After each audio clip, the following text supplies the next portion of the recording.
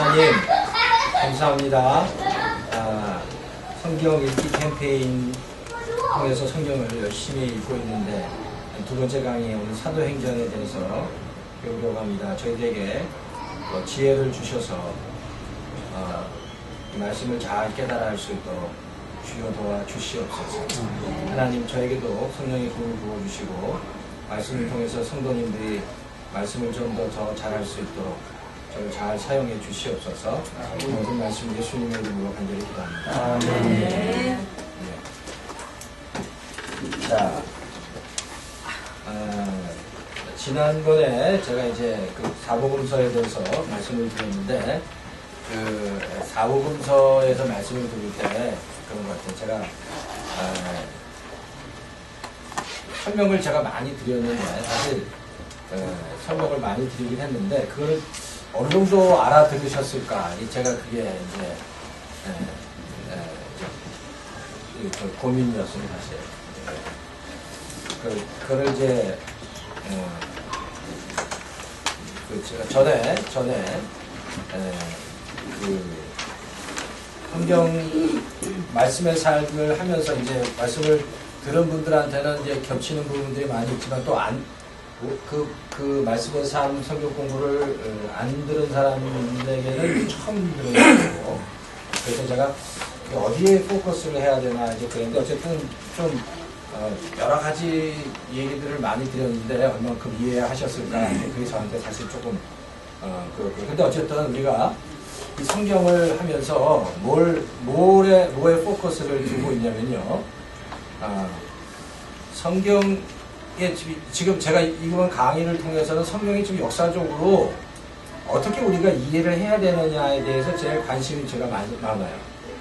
성경을 어떻게 우리가 이해해야 되느냐. 역사적인 배경에 대한 그 설명을 알면 항상 그 배경을 이해하면 그 똑같은 성경을 읽어도 그 안에 들어있는 하나님의 그 말씀을 더 깊이 이해할 수 있기 때문에 일단 그게 중요해요. 일단 그걸 주안점으로 둬서 말씀을 드립니다. 오늘 말씀을 드리면 사도행전 오늘 이번에 우리가 이번 두 주간에 있는 사도행전이랑 로마서죠. 사도행전이랑 로마서인데 그 두 가지 사도행전에 대해서 제가 조금 말씀을 드릴게요. 그러니까 사도행전이 쓰여진 것은 예수님께서 십자가에 달려 돌아가시고 부활하신 다음에 그리고 나서 40일 후에 그게 오순절이 됐습니다. 그때 교회가 새로 세워진 거죠. 그러니까 보통 예수님이 탄생하실 때가 AD 한 4년 정도로 봅니다. AD 4년. 자, 원래 정확하게는 딱 AD 그 제로에 시작해야 되지만 AD 4년 정도 하니까 AD 한 30년 정도에 30년경에 이제 소위 말해서 새로운 교회가 만들어진 겁니다. 그러니까 사도행전은 그 예수님이 돌아가시고 부활하시고 승천하신 다음에 AD 약 30년경에서 AD 한 사도 바울이 죽기 전까지 64년 그 어간에 쓰여졌다 하는 겁니다. 그러면 바로 그겁니다. 이제 사도행전을 통해서도 우리가 알겠지만 그 당시는 이 복음이라는 것, 믿음이라는 것, 신앙이라는 것, 그것들이 구약에서부터 계속해서 하나님께서 아브라함을 통해서 믿음에 대해서 설명하고 계셨는데 아주 글쎄 우리가 상상하는 것 이상으로 이 복음이 그 땅에 내려서 그 믿음을 통해서 예수 그리스도께서 구원을 얻는다는 아주 그 심플한 너무 중요한 그 교리 하나, 그 말씀 하나가 이루어지는데 굉장한 그 영적인 전투는 굉장한 그 갈등이 있었다는 겁니다. 뭐와의 갈등일까요, 그게? 뭐와의 그런 갈등이 있었을까요? 뭐와?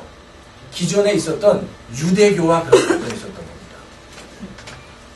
우리가 상상한 수천 년 동안 그 유대교, 그쵸? 구약에 있었던 그 유대인들이 믿었던 그 제사를 통해서, 할례를 통해서, 율법을 통해서, 하나님을 찾았던 유대교의 뿌리를 부었던 그 유대교와 새롭게 예수님이 이 땅에 오셔서 이제 예수 그리스도를 믿고 그의 죽으심과 부활을 통해서 이제 새로운 그 유대인들이 새로운 유대인 크리스찬들이 돼가는 그 과정에 한번 생각해 보세요. 우리가 지금 신앙생활을 한 20, 30년 하다가 뭐가 좀 바뀌면은 신앙생활 20, 30년 한 거 우리가 이렇게 했는데 교회에서 좀 바뀌면은 그거 어떻게 그게 바뀌냐고 이제 그런 얘기도 많이 하시잖아요. 그러니까 옛날에 이제 나이 드신 우리 장로님들이. 그런데 수천 년 동안 내려왔던 유대교라는 엄청난 전통이 구약에서 끊임없이 예수 그리스도를 통해서 그 예언이 여러 예언자 선지자를 통해서 이루어져 가고 있었지만 그게 정말 뿌리를 내리는데 그 안에 엄청난 어떤 진짜 말로 표현할 수 없는 심한 어떤 그 전투 갈등이 거기서 막 있었을 거라는 얘기죠. 그 과정을 설명하는데 바로 이 사도행전이라는 겁니다. 그러니까 우리가 그거를 이해해야 되니까. 그게 예수님께서 이제 구약에서 말씀하신 게 신약에서 성취되는 이제 진짜 교회가 되고 유대인 크리스찬으로서 이방인 크리스찬으로서 교회를 이루어가는 데는 우리가 상상할 수 없는 그 유대교와의 갈등이 있었다는 거. 그거는 아주 그거를 우리가 이게 잘 이해하는 게 너무 중요합니다. 그런데 또 한 가지 놀라운 건 그런데 여전히 하나님은 이전에 있었던 구약과 유대교를 그냥 없이 하는 게 아니라 유대교가 가지고 있는 모든 전통들을 살리시면서 그것들이 완전히 예수 그리스도를 통해서 재해석되도록 하셨다는 겁니다. 예, 그게 그걸 통해서 완벽하게 재해석되어져서 기독교가 이 땅에 더 공고하게 뿌리를 내리도록 수많은 소위 믿음의 선배들이 그 일을 감당한 겁니다. 그러니까. 그게 아주 굉장히 중요한 겁니다.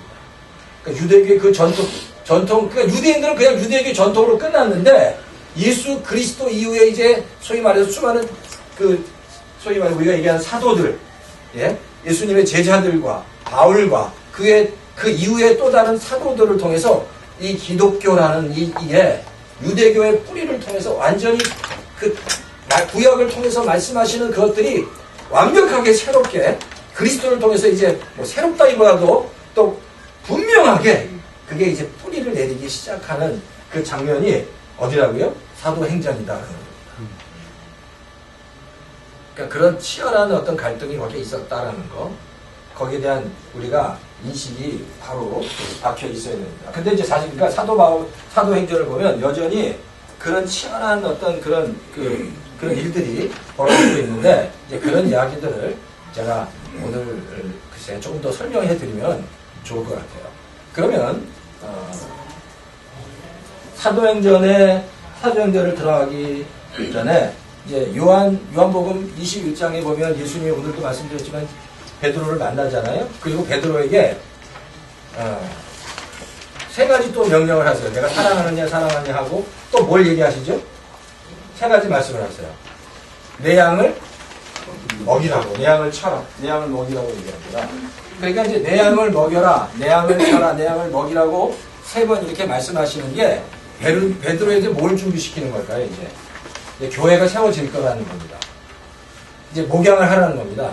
새로운 소위 교회가 세워지면 이제 베드로 네가 그 교회를 세우라는 겁니다. 목양하라는 겁니다. 이제 그게 그 메시지예요. 그러면서 요한복음 21장에서 사도행전으로 이렇게 넘어가기 시작합니다. 그 요한복음 21장에서 이제 사도행전으로 넘어가는 그 어간이 예수님께서 십자가에 달려 돌아가시고 부활하시고 그 40일 동안 예수님이 이 땅에 계시면서 베드로에게 나타나셔서 그 얘기를 말씀하고 계신다는 겁니다. 이제 그게 그 과정이다. 그 과정에 있다라고 이렇게 아시면 되는 거예요. 자, 그러면 이제 그럼 이걸 한번 좀 봐주시겠어요? 여기 한번 여기죠. 한번 보십시오. 계속 보여주시고요. 제가 이제 뭐 짧은 시간 안에 사도행전을 다 설명을 하려면 도표가 필요하고요. 제가 나눠드린 첫 번째 이 도표를 한번 보시겠어요? 이 도표를 한번 보시면 좋을 것 같아요. 이 사도행전에 대한 아주 간단한 도표인데, 사도행전의 이 도표를 제가 다시 한번 좀 설명을 좀 드리면 좋겠습니다. 여기에서는 사도행전이 1장부터 몇 장까지 있죠? 1장부터 28장까지 있습니다. 28장까지 있는데, 사도행전에 있어서 가장 중요한 사건이 뭐냐? 사도행전에 있어서 가장 중요한 사건이 뭐냐? 그러면 많이들 뭘 생각하냐면 사도행전 2장에 있었던 오순절 사건이다 라고 그렇게 말씀하시니, 근데 사실 그게 틀리는 건 아닙니다. 근데 사도행전은 아까도 말씀드리는 것처럼 이제 그거예요. 우리 기독교가 예수 그리스도를 통해서 이제 구약에 예언된 온전한 교회, 온전한 교회로 영적인 공동체로 세워지는, 구약에서 예언된 세워지는 그 과정, 유대교에서 기독교로 온전하게 세워지는 그 과정이 사도행전에 다 기록되어 있다는 겁니다. 근데 그 유대교에서 뿌리를 두고 그게 아브라함에게 나타나셨고, 그 다음에 모세에게 나타났고, 다윗에게 나타나시고, 끊임없이 메시아에 대해서 예언하시고, 그 예언이 또 이제 성취되어지는 그 모든 과정이 사도행전에 나타나는데, 이 사도행전에 나타나는데 가장 중요한 사건이 뭐냐? 그게 사도행전 10장에 무슨 사건일까요? 베드로가 고넬료를 만나는 사건입니다. 자, 시간 있으면 1장부터 설명을 해야겠지만, 제가 이제 그냥 먼저 아주 핵심적인 얘기부터 먼저 할게요. 왜냐하면 왜 고넬료 사건부터 제가 말씀을 드리냐면, 사도행전을 둘로 나눈다면 사도행전은 1부와 2부로 나눌 수 있습니다. 그런데 1부와 2부로 나누는데, 1부라고 하는 것은 사도행전 1장부터 시작해서 12장까지입니다. 12장까지. 그리고 12장까지 보면 그 전에 고넬료 사건이 들어가 있어요. 그리고 13장부터 마지막 장까지가 2부라고 할 수 있습니다. 그러면 12장까지는 복음이 유대에 머물러 있는 사건이죠. 유대에. 그리고 13장부터는 복음이 어디로 가요? 이방으로 넘어갑니다. 13장에 나오는 사건이, 13장이 어느 기록이죠? 바울과 바나바가 안디옥 교회를 통해서 최초로 선교사로 파송되는 장면입니다. 이렇게 둘로 나눠져요. 자, 그런데 그러면 이 고넬료라는 사건이 왜 중요하냐라는, 이 고넬료라는 사건은 복음이 이제 유대인을 통해서 이방인으로 전해지는 아주 중요한 계기를 마련해 주기 때문이다라는 겁니다. 복음이. 왜냐하면 자, 이전까지는 그 당시 보세요. 그 당시만 해도 12장 그 전까지만 해도 유대교에서 이제 복음이 선포됐는데, 여전히 끊임없이 아직까지도 유대교와 기독교가 이렇게 분명하게 이렇게 나눠지지 않은 거예요. 그러니까 여전히 예루살렘 성전에서 많은 그 기독교, 주이시 크리스천들이 예루살렘 성전에서 그리고 같이 예배를 드리는 거예요. 이게 구분이 안 된다는 거예요. 그때만 해도 구분을 잘 안 하는 거예요. 그리고 여전히 기독교, 유대 기독교인들도 예수 그리스도를 메시아로 믿는 사람들도 아직 그때는 할례라는 것, 그리고 율법이라는 것이, 그게 당연한 거로 생각하는 거예요. 그러니까. 그것도 역시 그 신앙의 일부라고 여전히 생각하는 거예요. 그때는 그게 이상하지 않은 거예요. 그러니까. 아직 그게 과도기라는 겁니다. 그러니까 12장까지 여전히 그냥 그렇게 사람들이 거기서 이제 같이 유대교와 구분이 안 되도록 계속 그렇게 신앙생활을 해가는데, 조금씩 갈등이 일어나기 시작하는 거죠. 조금씩. 왜? 복음이 전파되면서. 이게 지금 사도행전이 AD 30년에서 60년 사이라고 했는데, 처음에는 이게 적군이라고 하면 모르겠지만, 이 유대교와 기독교가 구분이 안 되어 가다가 점점 복음이 분명해지면서, 사도들이 복음을 전하면서 분명히 이게 지금 유대교와 다른 거구나라고 이게 아주 분명히 갈라지기 시작하면서 갈등이 일어나는데, 아직 이때는 그렇게 갈등이 심각하게 일어나지 않았다는 겁니다. 갈등이 일어났다면 사도행전 6장에 보면 예루살렘 교회에서 집사를 뽑는 일이 일어나요. 집사. 왜냐하면 이제 사도들이 더 많은 일들을 하지 못하니까. 자, 집사를 뽑는데 그 뽑은 집사들이 다 어디에 속한 사람들입니까? 집사들이. 그 사람들은 다 헬라파 유대인이, 헬라파 유대인. 헬라파 유대인들이 그 집사들이었다는 거예요. 사실 그래서 복음이 전파되면서 기독교 그 당시 그 당시 안에 헬라파 유대인과 그리고 헬라파 유대인과 이 예루살렘 중심으로 했던 히브리파 유대인이 같이 공존하고 있었는데 그 둘 사이가 점점 갈라지기 시작했다는 겁니다. 둘 사이가 갈라지기 시작한 증거가 바로 뭐냐면 그게 사도행전 6장에 나오는 사건이라는 거예요. 자, 그러니까 제가 이제 그렇게 좀 설명을 드리고 그러면 이렇게 말씀을 드릴 수 있어요. 그럼 고넬료 사건이 왜 중요하냐? 고넬료 사건. 그러니까 그 전에는 유대인들이 뭘 생각하고 있었냐면 그냥 다 구원을 받아도 예수님을 믿어도 그냥 할례도 받아야 되고 또 율법도 여전히 중요하고 그리고 예수님도 믿고 그게 그 당시에 그 팽배했던 당연한 거였어요. 그러니까 그리고 절대 복음은 유대인들이 가지고 있는 이 복음은 우리 유대인들을 위해서 하나님께서 유대인들을 위해서 선택된 우리들을 위해서 복음이 맞다.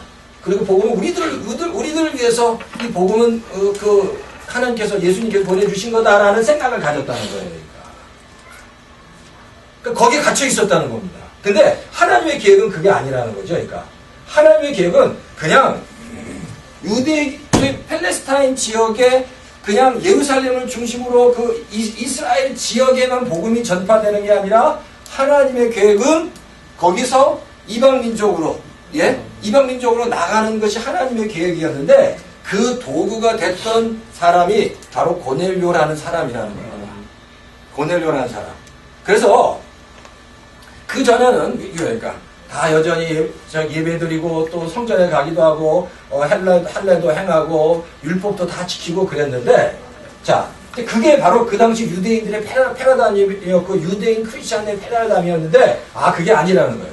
그거를 바로 베드로를 통해서 말씀하시는데 베드로가 한날 이렇게 기도를 하고 있는데 환상을 봅니다. 환상을 보는데 거기에 어떤 환상이 나오죠? 하늘에서 동물들이 막 내리는데 보자기가 있고 그걸 먹어라 그러는데 그 동물을 봤더니 그게 뭐예요? 그게 유대인들이 생각하기에 부정한 동물이라는 거예요. 근데 그때 바로 그 사건이 일어나기 전에 바로 하나님이 고넬료에게 환상을 통해서 네 종을 베드로에게 보내라고 해서 베드로를 초청하다가 기도를 받으라는 말씀이 있어요. 그게 이제 사도행전 10장에 그 얘기가 나오는데 그리고 나서 그 자기의 종을 베드로에게 보냈더니 베드로는 그 전까지만 해도 유대인 외에 다른 이방인과는 접촉도 하지 않은 사람이에요. 그러니까 베드로는. 그런데 그 환상을 보고 나서 왜 이 부정한 것을 먹으라고 하느냐라고 환상을 보고 나서 그 로마 그 백부장이었던 고넬료가 보낸 사람을 만나고 이게 하나님의 어떤 계시구나라고 그 얘기가 가는 겁니다. 고넬료에게 갔더니 그 고넬료 가족과 그 수많은 사람들이 모여 있는데 베드로가 그 하나님의 감동을 받아서 그들에게 말씀을 전할 때 뭐 안수를 한 것도 아니고 무슨 다른 아무것도 하지 그냥 말씀만 전하는데 그들이 성령을 받고 완벽하게 그냥 이렇게 회개하고 완전 변화되는 역사가 일어나는 거예요. 그때 그게 베드로에게는 엄청난 충격이었습니다. 왜냐하면 이방인도 성령을 경험하고 하나님을 경험할 수 있구나, 하나님을 알 수 있구나. 할례를 주지 않아도 무슨 율법을 믿으라고 강요하지 않아도 성령을 통해서 이방인도 이렇게 변화되는구나라는 사건을 이 베드로가 경험하게 되는 거예요. 잘 들으세요. 사도행전이 이제 그 사건이 나중에 바울이 그 9장에 보면 예수님을 만나고 회심하고 나서 그리고 나서 은둔해서 자기가 준비하다가 사도행전 13장에 거기 보면 13장에 보면 1차 전도 여행을 하는데 1차 전도 여행이 어디서 시작되죠? 안디옥 교회에서 시작됩니다. 제가 지금 말씀드리는 게 무슨 말씀인지 좀 이해가 되시겠어요? 지금 제가 사도행전 전체를 좀 이렇게 1장부터 설명하는 게 아니라 중요한 사건을 중심으로 제가 설명해 드리는 거예요. 그러니까 지금 이게 왔다 갔다 하는데 그거를 잘 이렇게 좀 캐치하고 들으셔야 되니까. 이미 잘 들으시는 분도 있지만 이게 제가 걱정되는 게 사도행전 전체가 이렇게 딱 머릿속에 안 들어오면 혼동이 될 수도 있어요. 근데 어쨌든 자 그래서 자 그런 사건이 있는데 바울이 예수님을 그 믿고 회심한 다음에 사도행전 13장에 보면 안디옥 교회에서 바나바와 선교사로 파송을 하고 1차 전도 여행을 떠납니다. 1차 전도, 이게 이제 사도행전 13장부터 15장까지 1차 전도 여행을 떠나고 1차 전도 여행을 떠난 다음에 또 발칵 뒤집힌 거예요. 왜? 바울은 이미 그때 예수님을 만나면서 바울이 깨달은 건 율법도 필요 없고 할례도 필요 없고 예수님을 만나 믿기만 하면 바로 하나님의 자녀가 된다는 분명한 확신을 가진 거예요. 그래서 그때 바나바와 더불어 1차 전도 여행을 떠나고 돌아왔는데 바울이 전한 복음이 할례도 아니라 율법도 아니라 예수 그리스도를 믿기만 하면 구원을 얻고 그것은 이미 창세기 15장에 아브라함이 하나님을 믿었다.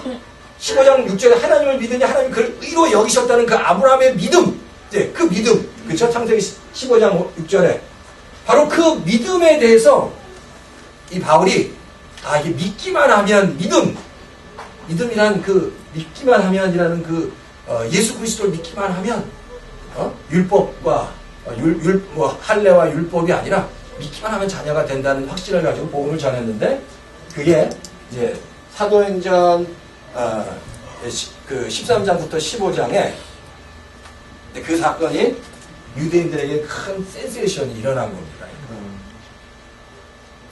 네. 이제 그동안 유대인들이 가졌던 것들이 다 허물어지기 시작하니까.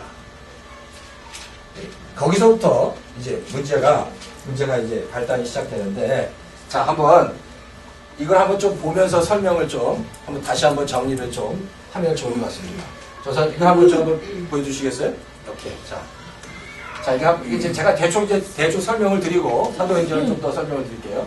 자, 계속 좀 보여주십시오. 지금 우리가, 이렇게, 그 다음.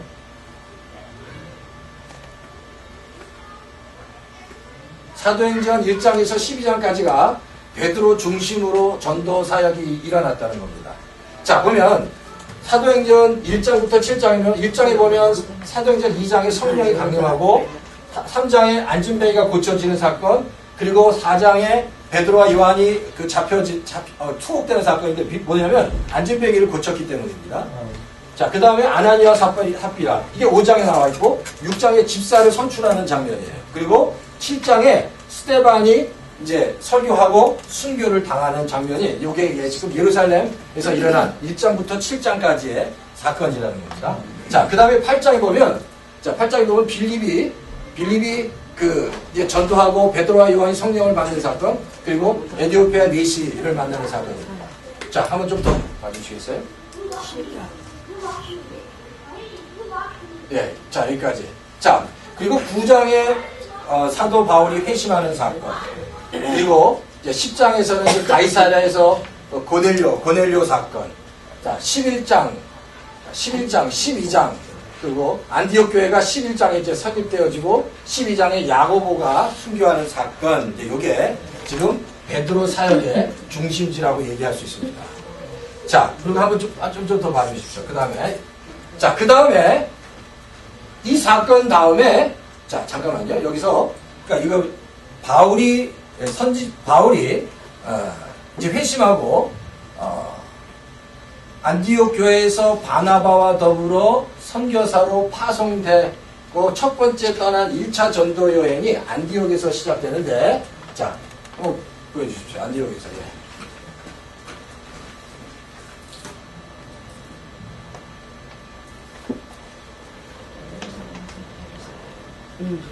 예. 요거는, 자, 뒤로 한번 전사님 돌려주시겠어요? 예. 그 2차 전도 여행, 1차 전도 여행은 요 지역에서, 요게 갈라디아 지역입니다. 요 갈라디아 지역에서 1차 전도 여행이 이제 됐습니다. 그리고 2차 전도 여행과 이제, 아까 봤던 2차 전도 여행이 이렇게, 그림처럼 이렇게 됐어요.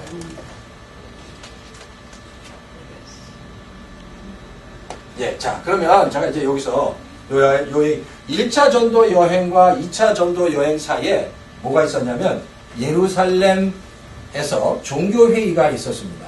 예루살렘에서 종교회의가 있었는데 이 예루살렘에 있었던 종교회의가 왜 중요하냐면 기독교에 있어서 유대교와 기독교의 큰 획을 긋는 가장 중요한 회의, 이거 사건이 바로 사도행전 15장에 있었던 그 예루살렘 종교회의입니다.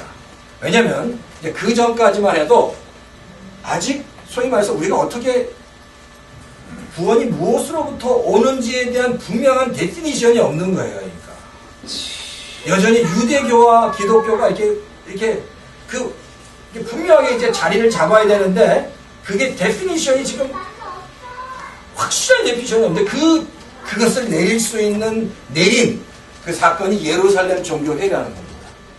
왜 예루살렘 종교회의가 그럼 일어났냐? 그 이유는 바울이 회심하고 나서 바나바와 이 바울이 안디옥 교회에서 1차 전도 여행을 떠났습니다. 그리고 그때 바울은 분명히 예수 그리스도를 믿기만 하면 구원을 얻는다. 이방인들에게 그렇게 선포했습니다. 그래서 1차 전도 여행에서도 수많은 이방인들과 그리고 그 지역에 있는 헬라파 유대인들이 회당에 있던 유대인들이 그 복음을 듣고 굉장히 많은 숫자가 믿기 시작했어요. 그리고 그 엄청나게 많은 사람들이 믿고 이제 그 막 뿌리를 내려가니까 그 바울이 전한 복음이 소위 그 당시 유대교의 본산이라고 할 수도 있고 기독교의 본산이라고 할 수 있는 예루살렘에 리포트 되기 시작한 거예요. 사람들이 얘기를 한 거예요. 지금 바울이라는 사람이 복음 말씀을 가리키는데 잘못된 말씀을 가리킨다는 거예요. 할례도 부정하고 율법도 부정하고 오직 믿기만 하면 예수님을 믿기만 하면 구원을 받는다. 이 바울이 이단인데 이 사람을 빨리 정죄해달라.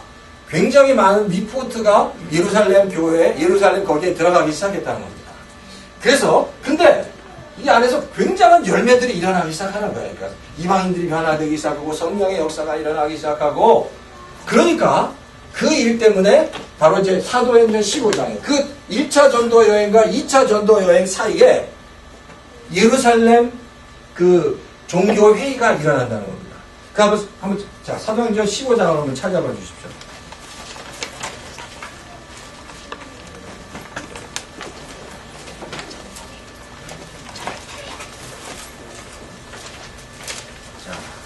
사도행전 이게 지금 성경을 좀 보면서 하면은 훨씬 더 좋거든요. 자,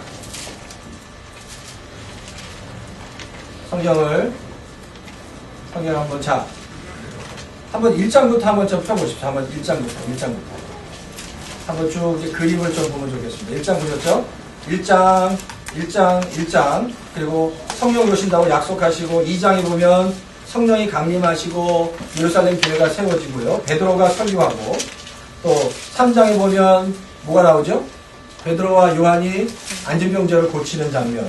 그리고 그 일 때문에 4장에 보면 베드로와 요한이 투옥되는 장면.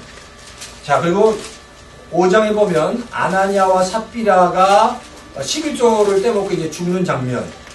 그리고 그 일 때문에 계속 사도들이 이제 그리고 6장에 보면 7 집사가 세워지는 장면, 그리고 7장에 스데반이 설교하는 장면, 그리고 순교하는 장면, 그리고 8장에 보면 그 일로 인해서 교회가 박해를 받는 장면, 이제 이렇게 나눠지는 겁니다. 자, 그러니까 그리고 10장에 이제 10장 9장에 보면 이제 바울이 회개하는 장면.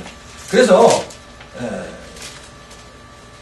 1차 전도 여행이 사도행전 13장부터 시작해서 14장까지 1차 전도 여행이 시작되고 사도행전 15장을 보면 사도행전 15장에 예루살렘 회의가 일어나는데 이 예루살렘 회의가 아까 말씀드린 것처럼 도대체 이 바울이라는 사람이 잘못된 복음을 전하는데 이거를 이게 분별할 수 있도록 해주십시오라고 리포트가 되니까 그 일로 인해서 종교회의가 일어났다는 겁니다. 근데 여기서 이제 이 종교회가 일어났을 때도 여전히 한번 이 유대교의 배경을 둔 크리스찬들, 자 유대교의 배경을 둔 크리스찬들 역시 절대 여전히 그 유대적인 어떤 전통 때문에 할례를 부정한다는 건 있을 수 없었다는 겁니다. 그래서 그 당시 분위기가 어땠냐?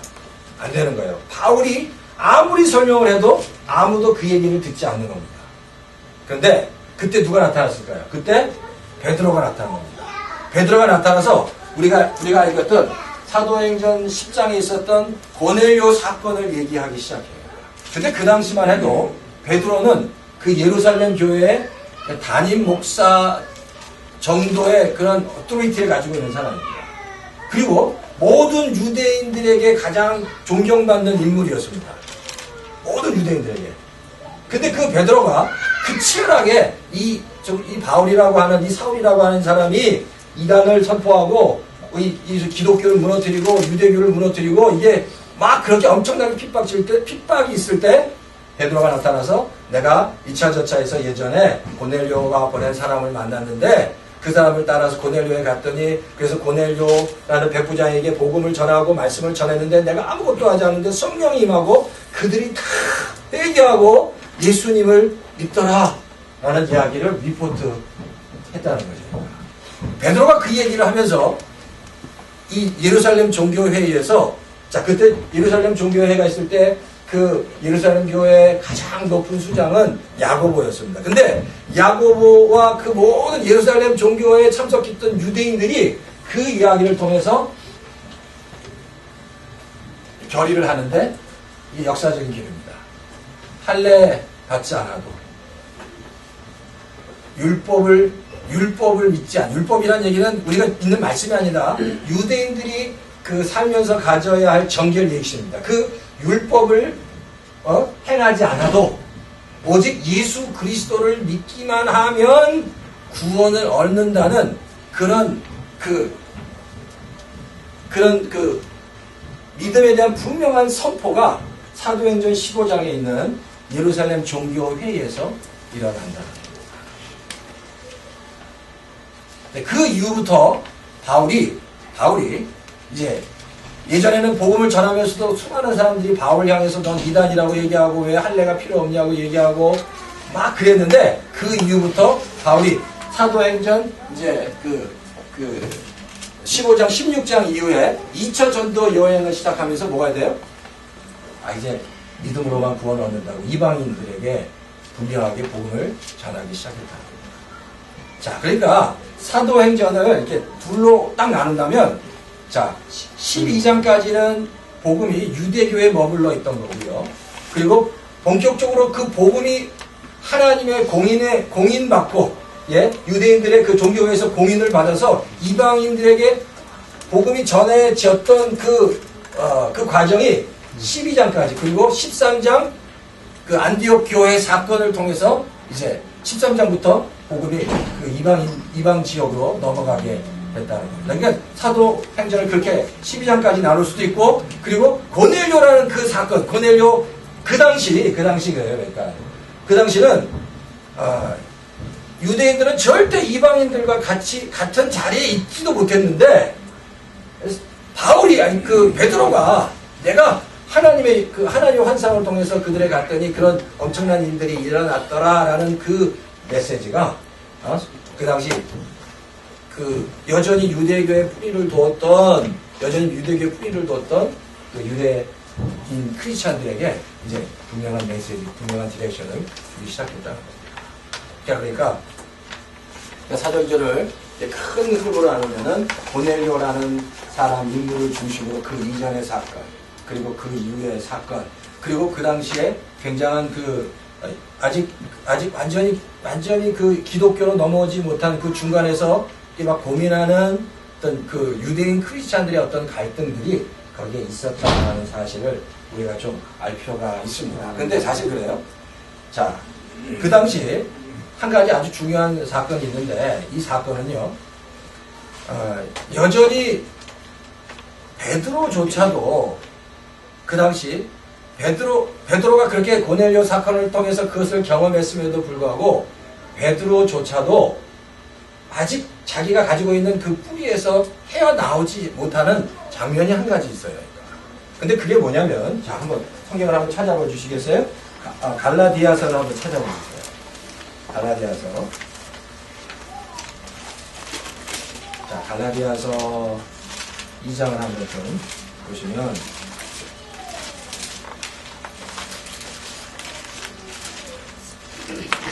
갈라디아서 2장 11절 한번 보시죠.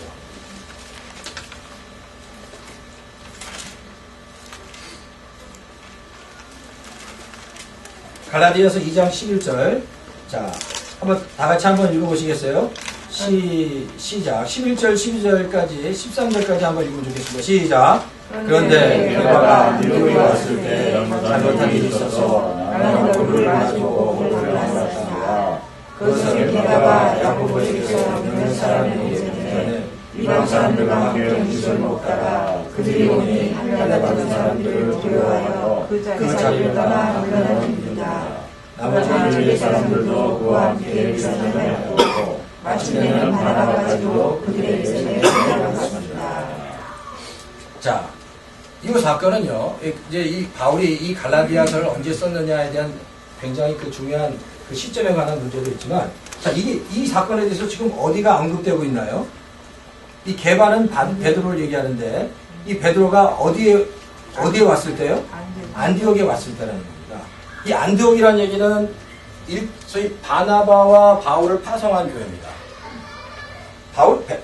이 베드로가 안디옥에 왔는데 지금 같이 식사를 하고 있는데 예루살렘에서 사람이 내려왔는데 그 당시 안디옥에 있는 이방인들과 같이 식사가 하다가 이방 사람들이 그리고 예루살렘에서 사람들이 내려온다는 이야기를 듣고 급하게 그 자리를 떠난 사건에 관한 이야기예요. 근데 이 사건이 시기적으로 예루살렘 종교회의가 있은 그 직후의 사건으로 보통 기록하고 있습니다. 자, 그러니까 이미 베드로 역시 자기가 유대교 어떤 뿌리 가운데 있지만 자기가 그 예루살렘 종교회의에서 뭐라고요? 내가 고넬료의 사건을 통해서 이게 이방인들도 할례 없이 율법 없이도 예수님을 믿기만 하면 구원을 얻는다는 그렇게 선언하고 그리고 예루살렘 종교회에서 그렇게 땅땅 도장을 찍었는데도 불구하고 여전히 지금 여기 베드로와 나중에 보니까 바나바까지도 위선에 끌려갔다. 그러니까 베드로와 바나바까지도 아직 그 영향에서 벗어나지 못했다는 얘기예요. 그래서 그 이야기를 바울이 아주 신랄하게 지금 여기서 비판하고 있다는 얘기예요. 그러니까 제가 왜 이 말씀을 드리냐면 그 당시 바나바와 바울조차도 아직 이게 명확하게 구분이 되어 있지 않았어요. 근데 거기에 대해서 분명한 확신과 믿음을 갖고 있었던 사람은 누구라고요? 바울이었어요. 그래서 이 사건이 어떻게 더 이게 전개가 되냐면 이 사건 때문에 여전히 안디옥 교회에서 바울과 바나바를 보내게 되는데 안디옥 교회에서 바울과 바나를 파송하게 되는데 이 안디옥 교회에서 베드로와 바나바를 신란한 다음에 바울은 안디옥 교회랑 이제 관계를 끊어요. 그리고 우리가 보통 바울이 선교할 때 자비랑 선교를 했다고 그러잖아요. 자비랑 선교를 했다고 그러는데 원래 처음부터는 자비랑 선교를 한 게 아니라 바울과 바나바는 안디옥 교회 후원을 받았는데 이 사건으로 끊어지고 바울이 자비량으로 자기 스스로 복음을 전하기 시작한 거예요. 그게 바로 2차 전도 여행에서부터 시작된다는 겁니다.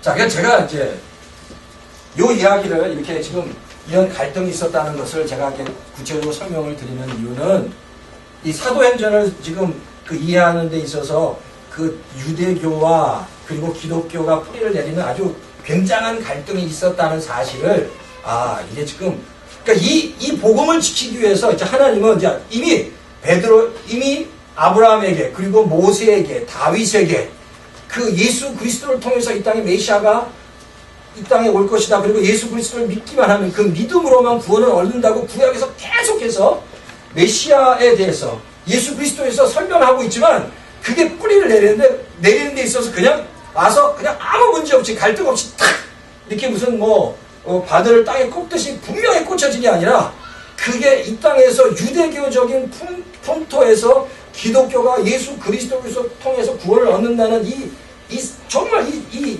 구약에서 계속 예언된 이 사실이 성취가 되어지는 데는 굉장한 어려움과 갈등이 있었고 그 과정 가운데 하나님께서 그 일을 이루어졌다는 거죠. 그 이야기가 사도행전의 이야기다. 그래서 이제 제가 이 사도행전을 읽으실 때 이제 그 이야기를 우리가 살펴볼 필요가 있어요. 그러니까 사도행전에서 또 한 가지 6장에 보면, 6장, 사도행전 6장에 보면, 자, 교회도 그래요. 교회도 헬라파 유대인과 히브리파 유대인과 첨예하게 나눠져 있었습니다. 그 헬라파 유대인과 히브리파 유대인이 굉장히 큰 갈등이 있었어요. 그런데 헬라파 유대인과 히브리파 유대인들이 갈등이 있었는데, 그때 사도행전 7장에 보면, 자, 사도행전 7장에 누구의 설교가 거기 나오냐면, 스데반 집사의 설교가 나와요. 근데, 스데반 집사는, 지금 스데반 집사가 어디, 헬라파 유대인입니다. 헬라파 유대인이에요. 스데반 집사가 헬라파 유대인이 철저하게, 지금 그 스데반의 그 이야기를 들어보면, 누구의 이야기를 하고 있냐면, 소위 히브리파 유대인을 비난하는 얘기를 하는 거예요. 여전히 할례에 묶여있고 율법에 묶여있는 히브리파 유대인들을 향해서 설교를 하고, 그러면 사도행전 그 7장에 나오는 사도행전 7장에 지금 제가 얘기한 스데반 집사를 죽인 사람이 누구냐 하는 거예요. 스데반 집사. 사도 바울이 죽였는데, 스데반 집사를 죽인 사람들이 바로 그냥 유대인이 아니라 같은 교회에 있었던 히브리파 유대인들, 히브리파, 소위 말해서 그 크리스찬들, 히브리파 그 크리스찬들이 소위 그 스데반 집사를 죽였다는 거지. 갑자기 생각했지 않나? 스데반 집사. 그래서 자, 사도행전 8장을 보십시오. 그리고 그 교회가 성장하면서 유대인들이 피팍을 하기 시작하는데, 유대인들이 기독교를 피팍할 때 단순히 그냥 유대인뿐만 아니라 거기에는 히브리파 유대인도 같이 껴 있었다는 거예요. 그리고 그때 그 박해 때문에 수많은 기독교인들이 흩어지기 시작했는데, 그때 흩어졌던 대부분의 사람들이 그 예루살렘 교회에 있었던 헬라파 유대인들이 흩어지기 시작하고, 그때까지는 아직 히브리파 유대인들은 예루살렘 교회에 남아 있었어요. 그래서 그걸 어떻게 알 수 있냐면, 처음에 예루살렘 교회의 그 담임 목사격인 사람이 베드로와 요한이었는데, 나중에 15장에 보면, 자, 예루살렘 교회 담임 목사가 누가 되는 거죠? 누가 나타나죠? 야고보예요. 리더십이 체인지되어 있는 거예요. 근데 그 리더십이 체인지가 되는 가장 중요한 이유는 교회 박해가 있었고 흩어지면서 베드로와 요한이 물러가고, 소위 그 예수님의 동생이었던 야고보가 예루살렘 교회 그 리더십의 자리에 앉게 됩니다. 자, 그래서 그 과정이 그렇게 제가 그렇게 설명을 좀 드릴 수 있어요. 자, 그래서 제가 이제 그 사도행전에 대해서 이렇게 설명을 좀 대충 좀 드렸습니다. 근데 이제 제가 성도님들 읽으시면서 지금 여기서 나온 도표가 이제 제가 사도행전에 대한 도표가 이렇게 있는데요.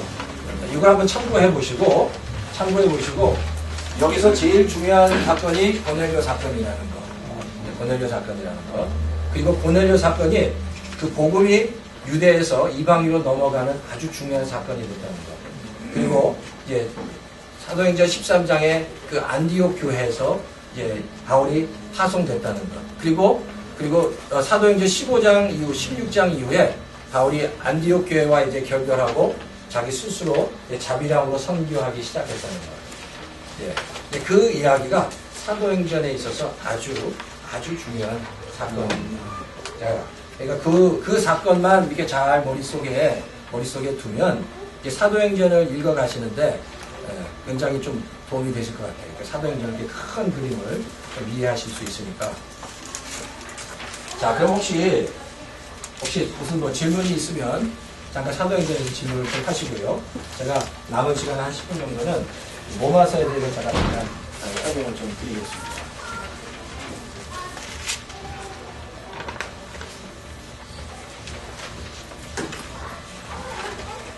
자, 그러면 사도행전은 좀 대충 이렇게 그림이 그려지시나요? 사도행전은? 예. 자, 그러니까 그렇게 사도행전은 이제 그렇게 그림을 그리시면 되고요. 그러면 로마서를 읽으시면 되는데, 자, 그러면 우선 요 전에 그림을 한번 3차 전도 여행을 한번 보여주시겠어요? 자, 2차 전도 여행부터 잠깐 보여주십시오. 2차 전도 여행.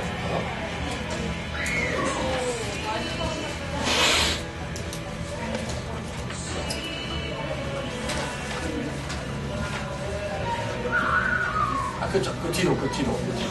더 가시고요. 오케이. 예, 됐습니다. 예, 2차 전도 여행에 대해서 우리가 잠깐, 왜냐면 이 전도 여행할 때 바울이 서신을 쓰는 데 있어서 바울이 그 복음을 전하면서 서신을 썼기 때문이에요. 그러니까. 근데 2차 전도 여행에서 안디옥에서 시작해서 자, 드로아에서 데살로니카에서 고린도, 이제 에베소 이렇게 거쳐서 2차 전도 여행을 이제 하는데 보통 2차 전도 여행 가운데 아니면 예루살렘 종교회의 다음에 갈라디아서를 기록했다고 보통 그렇게 기록하고 있고요.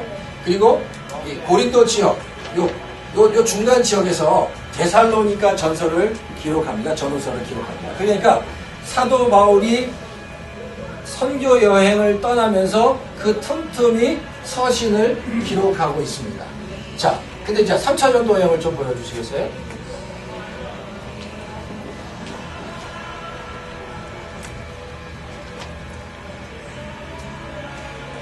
자, 이게 3차 전도 여행인데, 자, 됐습니다. 조사님, 잠깐만요. 오케이. 여기까지.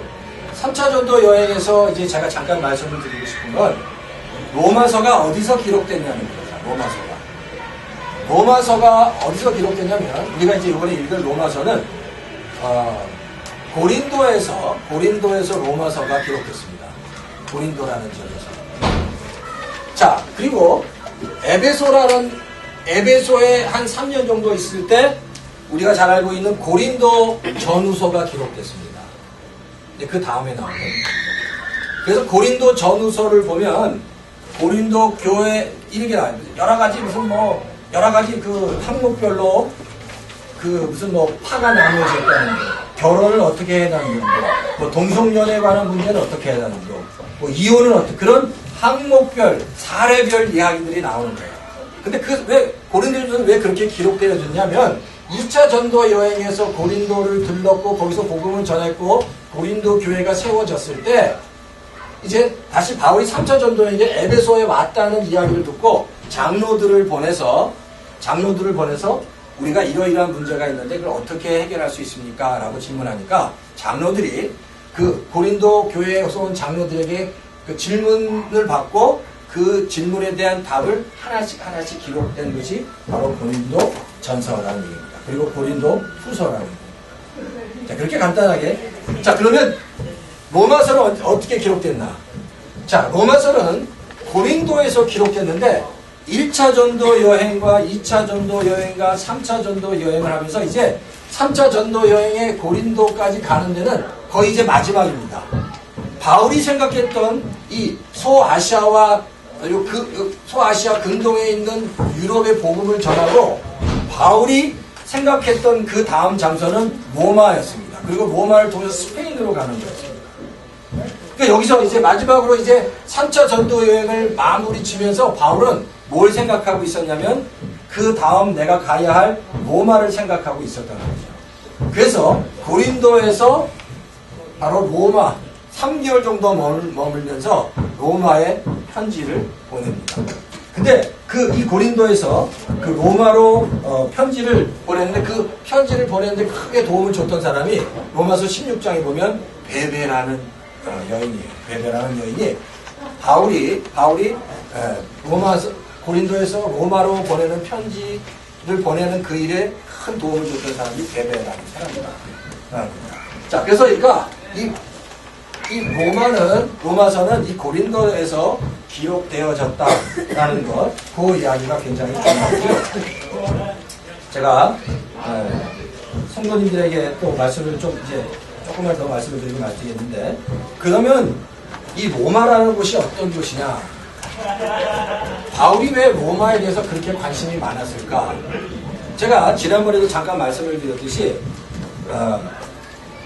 이 당시 AD 1세기 당시에 복음에 있어서 성지라고 할 수 있는 세 장소가 있는데, 첫 번째가 예루살렘이고요, 단연. 그리고 두 번째가 로마고, 세 번째가 어디라고요? 에베소입니다. 에베소.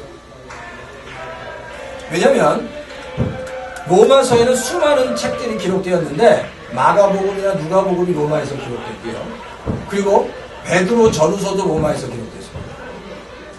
자, 그 얘기는 거기서 기록됐다는 얘기는 그 모든 책들의 1차적인 독자가 로마 교인들이었다는 얘기입니다.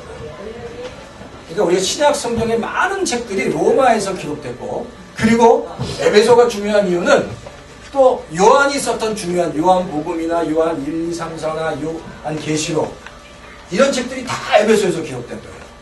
그러니까 로마와 에베소와 예루살렘이 우리가 얘기하는 이 지역이 그 영적인 어떤 그 당시 성지, 영적인 그 핵심 포인트가 됐다는 거예요. 그래서 그러니까 이때 이제 바울이 그거예요. 이제 지금 로마에서 굉장히 지금 그 영적인 그 부흥이 일어나는 것을 보고, 야, 내가 이제 그 로마 교회를 다시 믿음으로 세워야겠다라고 생각한 거죠. 그러니까. 그래서 그 로마 서신을 보냈다라는 겁니다. 자, 근데 이때만 해도 로마 교회가 굉장히 부흥하고 있었는데, 지금 바울이 보니까 아무도 정말 예루살렘에서 인정한 사도가 직접 로마에 가서 복음을 전한 적이 없는데, 교회가 굉장히 성장을 하니까 바울이 자기가 가기 전에 먼저 뭘 한다고요? 서신을 보냈다.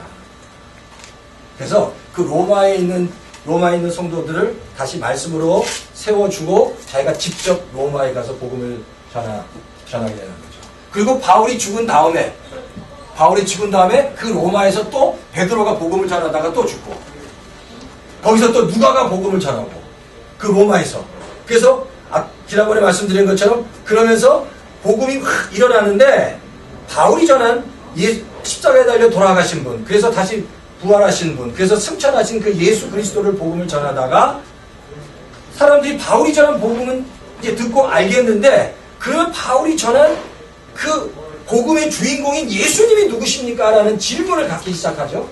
그래서 그 문제를 해결하기 위해서 바울이 전도를 하면서 많은 사람들에게 복음을 전하고 서신을 썼지만, 그 바울 서신이 해결해 주지 못한 예수님이 과연 누구신가라는 그 질문에 답을 주기 위해서 바울이 죽은 후에 마가를 통해서, 누가를 통해서, 그리고 베드로를 통해서, 마태를 통해서, 요한을 통해서 예수님에 대해서 설명해 주기 시작했다. 자, 이제 그게 지금 그렇게 연결이 되는 거고, 로마 교회에 대해서 제가 잠깐만 설명을 드리고 마칠게요. 로마 교회는 딱 두 가지, 로마서를 읽을 때 두 가지만 생각하시면 돼요. 로마 교회 안에 여전히 유대파 크리스찬, 여전히 헬라파 크리스찬, 히브리파 크리스찬 같은 두 가지 그 파가 있다는 겁니다. 그렇게 설명하면 되겠죠. 하나는 헬라파 유대인, 하나는 이방인입니다. 그건 예루살렘이고, 그러니까 두 가지. 이방인에서 구원받은 사람들, 하나는 유대인에서 구원받은 두 종류 부류가 로마 교회에 있었다라는 것을 머릿속에 잘 염두에 둬야 됩니다.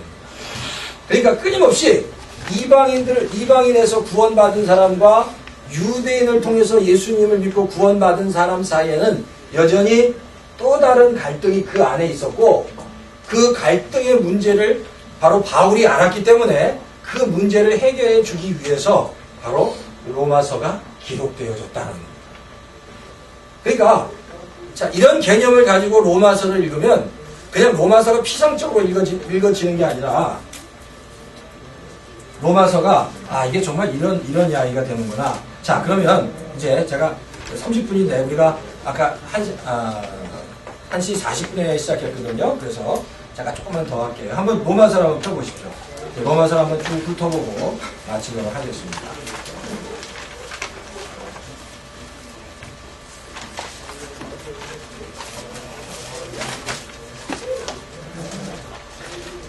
로마서, 그러니까 보세요. 로마서 1장을 읽어보면, 로마서 1장을 보면, 자, 복음의 그 능력에 대해서 이야기하고, 그 로마서 1장 28절 이후에 32절에 보면 수많은 죄악들이 쭉 나옵니다. 자, 이 죄악들을 설명하면서 지금 먼저 바울은 로마 교회 안에 있는 이방인 크리스찬들에게 말씀을 전합니다. 자, 이방인 크리스찬들에게 대해서 말씀을 전하기 시작하고요. 그리고 로마서 2장을 보세요. 이 로마서 2장은, 자, 또 누구에게 이야기하냐면, 유대인 크리스찬, 주이시 메시아닉 주입니다. 그러니까 유대인들을 향해서 율법과 유대인들에 대해서 이야기하고 있는 거예요. 그 로마서 3장은, 그리고 모든 사람들이 다 죄인이라고, 이방인 크리스찬과 유대인 크리스찬들을 향해서 말씀을 전하고 있다는 거예요. 자, 그러니까 이 컨텍스트가 지금 유대인들을 향해서, 이방인들을 향해서, 그리고 로마서 4장에 보면 아브라함의 이야기를 끄집어내면서 이건 지금 누구에게 설명할까요? 유대인들은 알고 있거든요. 창세기 15장 6절에 아브라함이 하나님을 믿었고 그 믿음을 하나님께 의롭게 여기셨다는 그 믿음의 이야기를 통해서 유대인들에게 바로 그 예수 그리스도를 믿는 믿음이 무엇인지를 설명하고 있다. 그러니까 그냥 이 성경이라는 게 바로 이제 이거예요. 성경이라는 게 그냥 쓰여진 게 아니라 분명한 그 당시 역사적인 컨텍스트가 있다는 걸 이해하고 그 성경을 읽으면, 내가 유대인이 돼서 그 성경을 읽으면, 또 내가 이방인이 돼서 그 성경을 읽게 되면 그 성경의 내용들이 더 이렇게 나한테 살아서 이렇게 더 깨달아진다는 겁니다.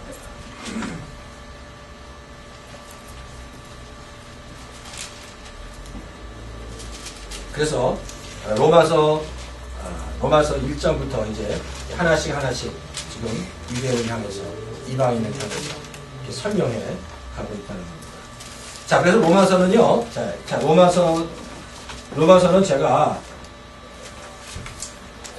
이게 사실 이렇게 글로 드리면 성도님들이 잘 안 읽을 것 같긴 하지만 어쨌든 간에 제가 좀 간단한 설명들을 좀 이렇게 해서 드렸습니다. 로마서가 왜 기록됐는지, 언제 기록됐는지, 로마서의 핵심 주제가 뭔지 그 이야기를 하고 있습니다. 한 가지만 더 이제 말씀을 드리고 마치면, 로마서의 핵심은 믿음에 관한 이야기입니다.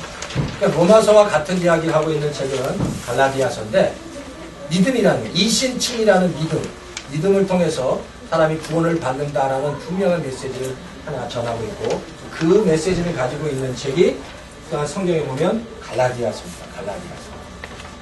갈라디아서가 그 메시지를 가지고 있어요. 근데 이제 로마서는 분명하게 아브라함의 믿음을 통해서 구원을 얻는다라는 사실을 바울이 전하고 있다. 자, 제가 대충 사도행전, 그리고 요거 보시겠어요? 요거 한번 보시죠. 로마서가 16장까지 있는데, 1장부터 3장까지 구원의 필요성에 대해서, 3장에서는 칭의에 대해서, 6장 8장에 대해서는 성화에 대해서, 그리고 9장과 11장에서 이스라엘의 구원에 대해서. 자, 그러니까 이게 지금 9장과 11장에서 이스라엘 구원에 대해서, 그리고 12장부터 16장까지는 그 실천에 대해서 이렇게 로마서가 이렇게 다 구분되어 있다는 겁니다. 그 로마서의 큰 틀을 가지고 성경을 읽으시면, 성경을 읽을 때 훨씬 그 로마서 안에 있는 이야기들을 좀 느끼면서 읽으셨으면 하는 바람이 있고요. 지금 날씨도 덥고 짧은 시간 안에 많은 설명을 좀 드렸는데 어쨌든 많이 좀 도움이 되셨으면 좋겠고요. 그래서 이번 2주간입니다. 2주간에 사도행전을 읽을 때 이게 지금 그런 교회 안에 그런 일들이 있었구나 라는 것, 그리고 로마서 읽으실 때도 지금 그런 것들을 좀 그 배경을 좀 이해하시면서 좀 성경을 읽으시면 좀 도움이 되실 것 같고, 혹시 질문이 있으시면 나중에 뭐 이메일을 보내주시든지 한번 물어보시면 제가 설명을 좀 드리도록 하겠습니다. 네, 그럼 잠깐 제가 기도할게요. 하나님, 믿음의 선조를 통해서 그 복음이 이 땅에서 뿌리를 내리고, 그리고 뿌리를 내려서 우리가 이제 그 복음을 받아들이고 이렇게 신앙생활을 하고 있습니다. 하나님, 그 믿음의 선조가 그 믿음을 지키기 위해서 수많은 고난이 있었고, 역경이 있었고, 정말 굉장한 갈등이 있었고, 영적 전쟁이 있었고, 그 선조들이 뿌린 그 피로, 노력으로, 땀으로 우리가 이 땅에서 이렇게 편안하게 신앙생활을 하는데, 하나님 바라기는 우리 열방인대교회 성도들과 이 땅의 성도들이 하나님 이 복음의 하나님 이 복음을 주신 그 은혜와 이 복음의 가치와 이 말씀을 통해서 정말 하나님께서 우리에게 부어주시고자 하는 귀한 메시지들을 잘 깨달아 알 수 있도록 주여 도와주시옵소서. 이번 2주간에 걸쳐서 사도행전을 읽고 로마서를 읽습니다. 하나님 읽으면서 하나님 아버지, 정말 하나님께서 하신 그 일들을 바라보게 하시고, 하나님께서 하신 놀라운 일들을 통해서 어떤 일들이 이루어졌는지 깨달아 알 수 있도록 주여 도우시고 역사해 주시옵소서. 아멘. 감사를 드리고 이 모든 말씀을 예수님의 이름으로 간절히 기도합니다. 아멘. 네, 수고하셨습니다.